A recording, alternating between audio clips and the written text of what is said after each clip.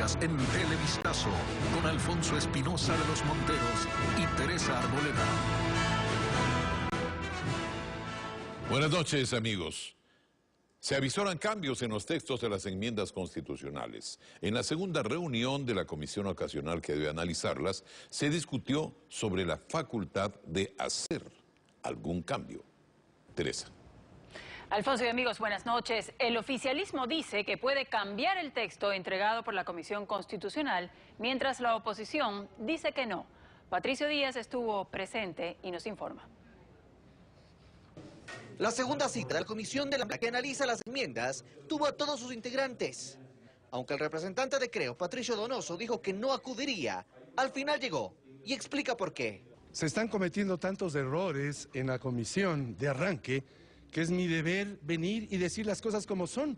Es que según la oposición, la Asamblea no puede cambiar los textos de las enmiendas que están incluidos en el dictamen de la Corte Constitucional.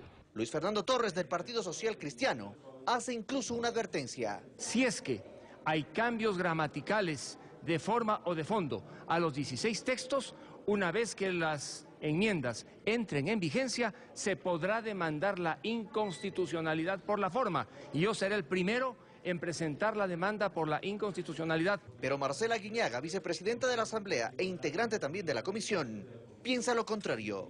No alterar los textos en el sentido del espíritu, sin embargo pueden enriquecerse en materias, digamos, de mejoramiento no solamente de la amplitud de su redacción, sino también en torno a las temáticas planteadas.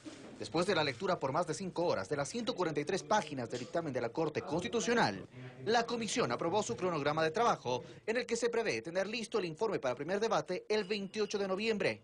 Así lo confirma Juan Carlos Casinelli, presidente de esta instancia legislativa, quien además anunció algunas comparecencias. Efectivamente, han pedido expresamente la comparecencia del Contralor y de otras personas más.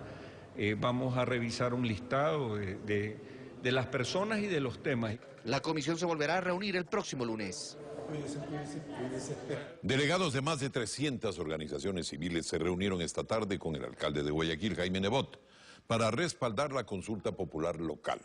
Se trata de definir temas como la competencia del tránsito en la ciudad, la revisión de la tarifa y qué ocurrirá con el subsidio al transporte público. En este encuentro se acordó que una comisión integrada por 10 ciudadanos redacte la propuesta de la consulta. Rafael Hernández nos amplía. El centro de exposiciones de la Plaza Vaquerizo Moreno de Guayaquil lucía abarrotado. Cientos de guayaquileños esperaban en el interior y por los letreros se podía identificar que aquí había representantes de parroquias urbanas y rurales, gremios profesionales, voluntariados y otros grupos civiles. El alcalde de Guayaquil llegó pasadas las 3 de la tarde y lo primero que hizo fue pedir que se lea en voz alta la lista completa de todas las agrupaciones presentes. Comité 20 de noviembre, Comité de Imagen, Cooperativa 13 de septiembre. Y así sucesivamente. En total, 360 agrupaciones. Nebot arrancó su discurso aclarando que no le huye a las competencias y luego repitió lo expuesto antes, que el problema no está en toda la competencia de tránsito, sino específicamente en el subsidio a los conductores de buses y que asumir ese gasto tendría consecuencias. Quieren tener menos alcantarillado para entregar el dinero a los transportistas. Cerramos parte de las clínicas de más salud para entregar el dinero a los transportistas. Luego intervinieron algunos de los presentes. Demostraremos que en Guayaquil sí sabemos elegir el mejor camino en la consulta popular. Hacemos un llamado a que se unan los representantes estudiantiles, a que se unan las universidades para decir no al alza pasajes. El alcalde propuso escoger entre los gremios presentes a una comisión de 10 integrantes. Las convocaremos para que se ausculte el criterio de las personas y podamos elaborar las preguntas. El sorteo de esos 10 delegados se hará posteriormente. Una vez que se haya redactado la propuesta de consulta, el siguiente paso será aprobarla en una segunda reunión similar a esta. Pero la fecha del nuevo encuentro aún no se conoce. Al criterio de Nebot, solo con las organizaciones presentes hoy se recogería fácilmente las firmas para luego llevarlas al Consejo Nacional Electoral. Pero ese paso será más adelante. 23 estudiantes del Colegio Mejía volverán mañana a las aulas. Ellos son parte de los 68 alumnos que fueron suspendidos por su participación en las protestas del 18 de septiembre pasado.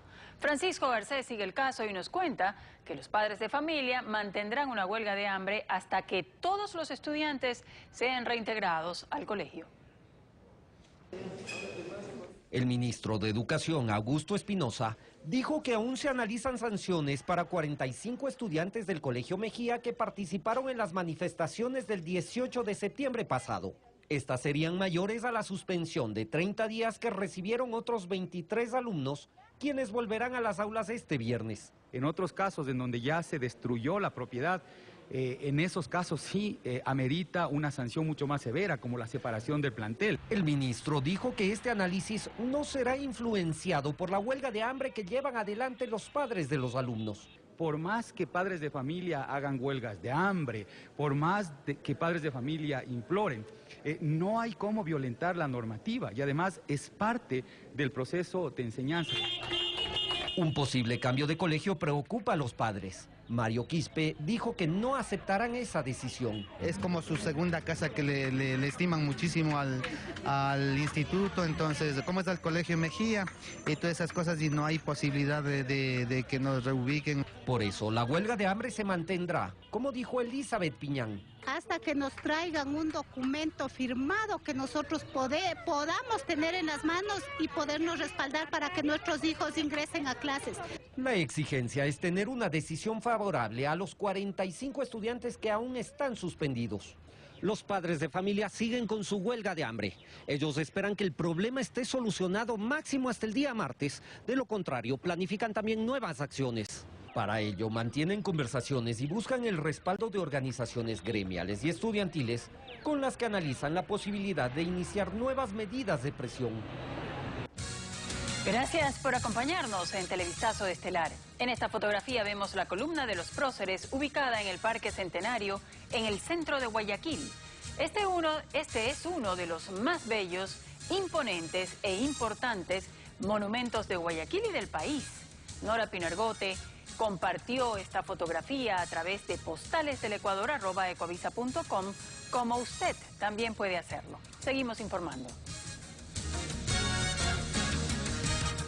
Mucho por hacer para contrarrestar el aumento de los accidentes en las carreteras, la identificación de las vías de mayor riesgo en el país y su respectiva señalización es una de las facetas que se van a revisar. También se instalarán nuevos radares para controlar y sancionar el exceso de velocidad en las carreteras. Nos informa William Young. Las vías urbanas y las carreteras tienen características que pueden volverlas peligrosas. Las autoridades iniciaron un plan de prevención que incluye identificar esas rutas. La Comisión de Tránsito del Ecuador, que patrulla la red vial estatal, ya tiene algunas en la región costa. La vía Babahoyo-Santo Domingo desde la provincia de Los Ríos, la vía Amachala en El Oro y la ruta del Espóndilus en Santa Elena. El coronel de la CTE, Luis Lalama, explica por qué son de alto riesgo. Precisamente por el alto índice de accidentes, porque se han originado por el volumen de vehículos que circulan, por el movimiento a veces poblacional que hay en el sector. El objetivo es uno solo: disminuir los accidentes de tránsito en el mayor porcentaje que se pueda. En ciudades como Guayaquil también se logró establecer cuáles son estas vías, que por su historial de accidentes necesitan mayor precaución de los conductores. Están la autopista Terminal Terrestre Pascuales y las avenidas Juan Tan Camarengo y Francisco de Orellana en el norte de la ciudad. Además de esos 3 puntos, se ha identificado otra zona. Es aquí, entre el kilómetro 7 y Chongón, en la vía La Costa, donde estos radares preventivos, en las próximas semanas, podrán tomar fotografías a los infractores. Esa es la segunda parte del plan, según el director de la Agencia Nacional de Tránsito, Héctor Solórzano. Y así tratar de mitigar y evitar que la tasa de mortalidad o de morbilidad siga aumentando con respecto a los accidentes de tránsito. Mientras se instalan estos fotorradares, la Comisión de Tránsito controlará la velocidad con aparatos móviles. Arrancó la recategorización docente en la que participan más de 60.000 educadores de todo el país que quieren ascender a una categoría superior dentro de su carrera profesional. Entre los requisitos constan poseer el título de profesor y hasta 32 años de experiencia como docente en la educación pública. El proceso administrado por el Ministerio de Educación y el Instituto Nacional de Evaluación Educativa durará hasta el próximo 2 de diciembre. Ecuador tendrá 11 centros de rehabilitación para personas con problemas de adicción a las drogas. El Ministerio de Salud intensifica esfuerzos en Guayaquil, donde funcionarán 2 de estos centros para curar a narcodependientes, la mayoría jóvenes y consumidores de una droga conocida como H. Bessie Granja nos explica qué contiene esta sustancia. En Ecuador la droga H tiene prisioneros a los adolescentes y en Guayas su consumo es mayor. Son las conclusiones de las autoridades de salud, con quienes ingresamos al primer centro especializado de tratamiento de adicciones, CETAD, que funciona en el puerto principal.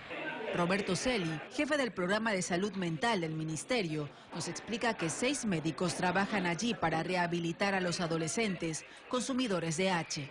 En Ecuador se crearán 11 de estas clínicas, pero en Guayaquil habrá 2, una para rehabilitar a adultos y otra para menores de edad. Quizás Guayaquil tuvo que ser la excepción en los centros especializados. Tiene un problema puntual que no lo tiene el resto del país, que es una concentración mayoritaria de consumo en menores de edad y de una sustancia en particular. La sustancia es la H.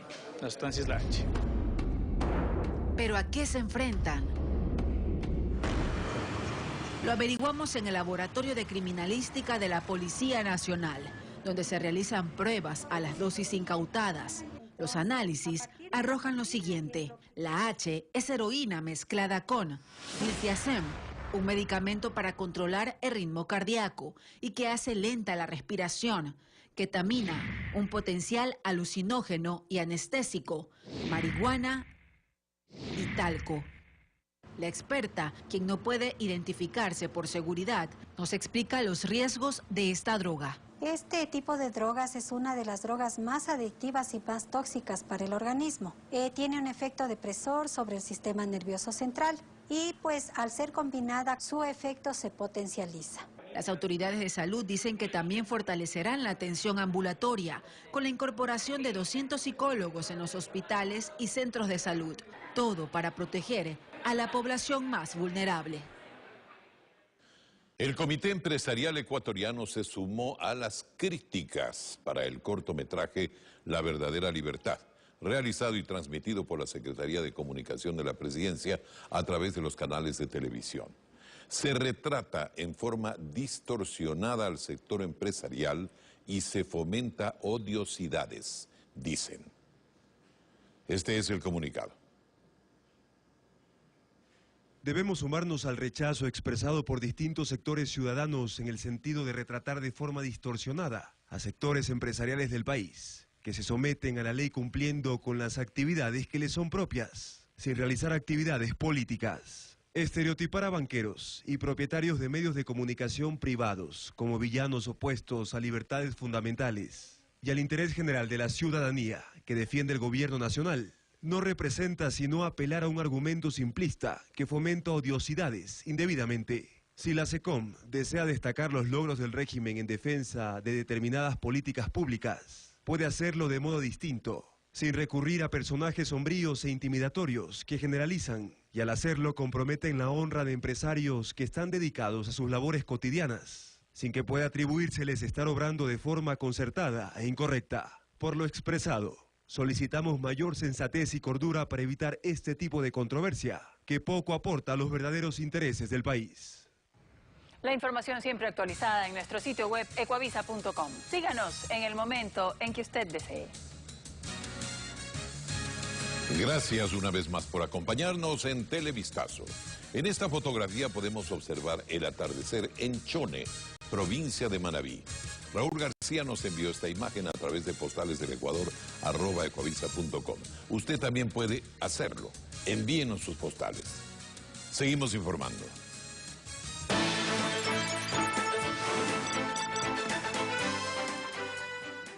Y vamos a México, donde la situación sigue grave. Estudiantes y familiares de los 43 jóvenes desaparecidos en Iguala, estado de Guerrero, iniciaron una caravana nacional de información sobre el caso. Buscan informar a los mexicanos sobre la violencia en el estado de Guerrero y exigir a las autoridades que prosigan la búsqueda y sancionen a los responsables. Su recorrido finalizará el 20 de noviembre.